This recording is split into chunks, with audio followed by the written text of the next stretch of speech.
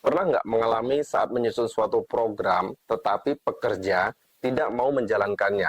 Atau membuat suatu platform, tetapi kok sedikit sekali pekerja yang mengakses? Atau pekerja tidak mau ikut serta dalam suatu kegiatan? Jika iya, tenang saja, Anda tidak sendirian. Dan secara psikologis, memang ada alasannya. Ayo kita bahas.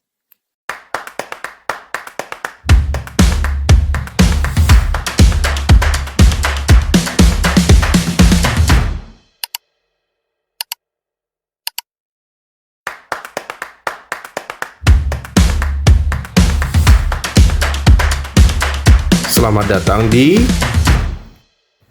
Tanya Safety. Assalamualaikum warahmatullahi wabarakatuh. Semangat pagi. Halo semuanya, terima kasih sudah berkunjung di Tanya Safety. Saya Darmawan Saputra dari Tanya Safety, channel yang membahas mengenai tips, storytelling, dan berbagi pengalaman terkait dengan keselamatan dan kesehatan kerja. Semoga channel ini bisa memberikan manfaat dan keberkahan bagi kita semua. Rekan-rekan, pernah nggak terbesit rasa bangga dalam diri kita pada saat kita membuat sesuatu sendiri? Misalnya kita nukang, membuat meja, membuat kursi, ataupun produk tukang lainnya secara sendiri. Walaupun mungkin hasilnya tidak serapi kalau kita beli langsung jadi. Atau mungkin teman-teman membeli rak buku yang harus dirakit terlebih dahulu. Kita merakitnya sendiri, teman-teman merakitnya sendiri, mungkin hasilnya nggak serapi ataupun nggak sebagus ketika itu udah beli jadi. Mungkin agak miring, ataupun hal-hal yang tidak sempurna lainnya. Tetapi kok kita merasa senang ya ketika itu sudah berhasil kita rakit. Walaupun mungkin saat merakit ada menggerutu, ada bautnya yang kurang, obengnya nggak sesuai, dan lain sebagainya. Kalau iya, kalian nggak sendirian. Ternyata memang ada penjelasannya secara psikologis di balik perasaan itu. Namanya yaitu IKEA Effect atau efek IKEA.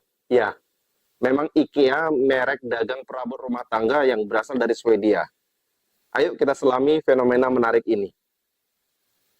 Cerita kita mulai bukan dari Swedia di mana IKEA dibangun, tapi dari dapur di Amerika tahun 1950-an.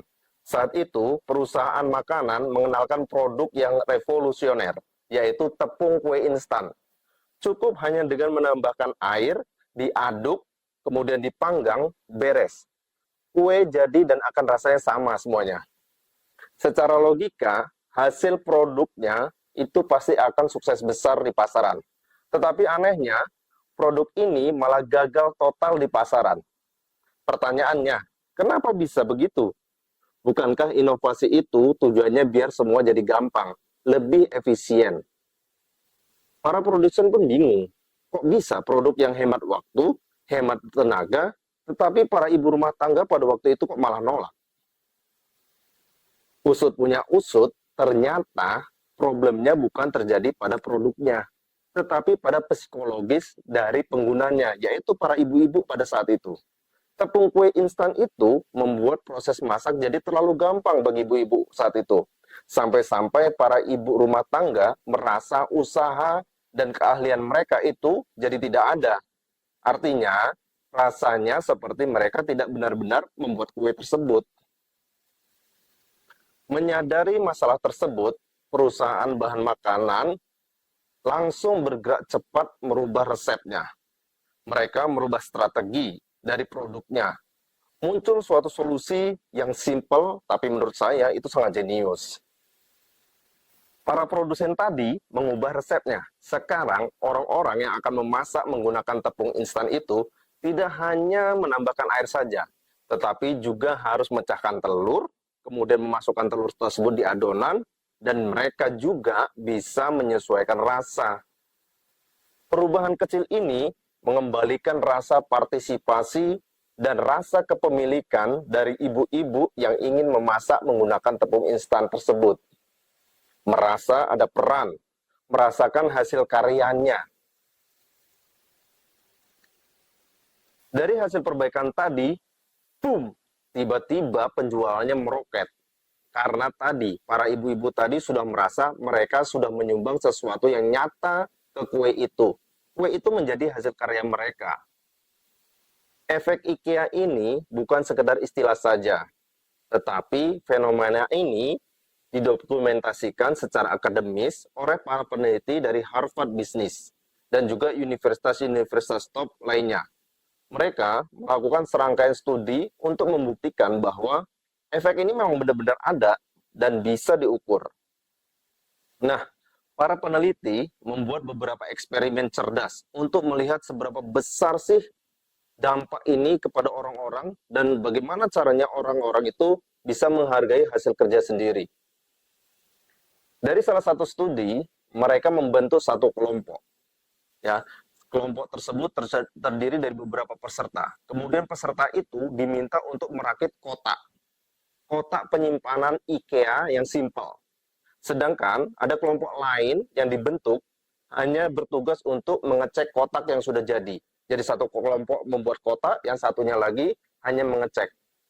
Setelah itu, mereka diminta untuk menawar harganya dari kotak tadi. Saat mereka diminta untuk membuat penawaran harga kotak tadi, hasilnya sangat jelas berbeda.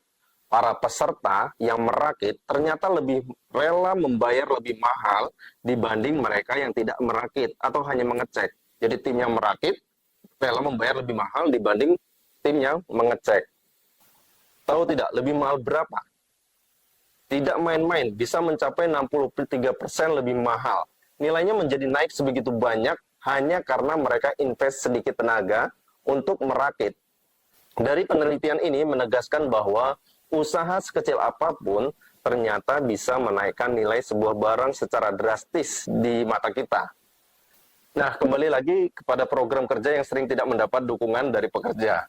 Bisa jadi kita belum menghadirkan rasa partisipasi, rasa kepemilikan pada pekerja karena mereka tidak diikut sertakan dalam penyusunan. Rekan-rekan, konsep ini kan sangat bagus ya, sangat keren, tapi memang relevansi di dunia keselamatan bagaimana ya? Jadi apa sebenarnya yang terjadi di kepala kita? Kenapa usaha yang kita lakukan sendiri bisa mengubah cara kita menilai sesuatu? Atau kenapa saat kita diikut sertakan dalam program kerja bisa merubah cara kita menilai sesuatu? Ada beberapa mekanisme psikologis di balik IKEA effect. Yang pertama, effort. Atau usaha itu akan bernilai, menjadi nilai. Semakin besar usaha yang kita keluarkan, semakin kita merasa itu berharga. Ada justifikasinya. Yang kedua adalah sense of ownership, rasa memiliki. Karena kita ikut membuat, otak kita itu menganggap bahwasanya itu bagian dari diri kita. Ada rasa ingin memiliki gitu ya. Kemudian yang ketiga, ada rasa kompeten dan bangga. Kita merasa, oh, saya bisa kok bikin ini gitu ya. Ini meningkatkan self worth. Ada efektansinya, merasa kompeten. Dengan kita membuat atau ikut serta dalam membuat program, dapat memenuhi 3 hal tadi, yaitu justifikasi usaha, efektansi, dan juga ownership. Tetapi memang tidak semua usaha bakal berbuah menjadi rasa memiliki. Ada satu syarat krusial yang menentukan efek IKEA ini akan muncul atau tidak. Kuncinya adalah penyelesaian atau completion.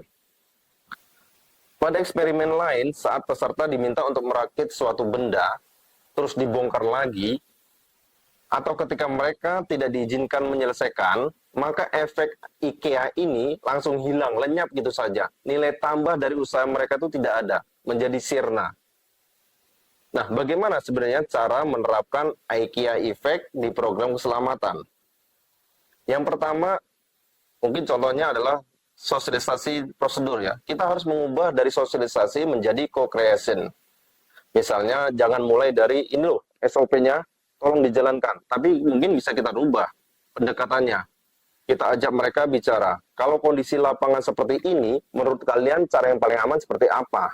Ya, untuk teknisnya bisa juga seperti ini ya. Untuk teknisnya kita bentuk workshop kecil gitu ya. Kita bentuk tim kecil terdiri dari 5-10 orang operator. Kita bahas satu aktivitas spesifik, misalnya mengoperasikan unit di jalan turunan.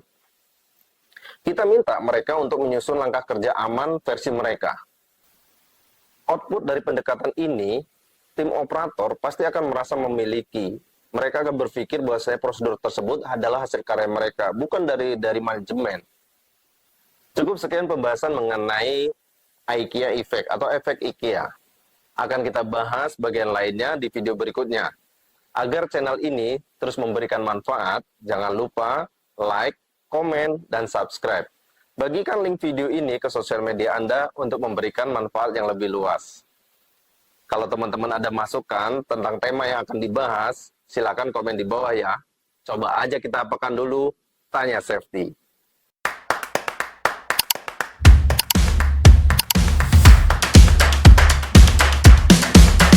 Terima kasih sudah menonton video kami di Tanya Safety.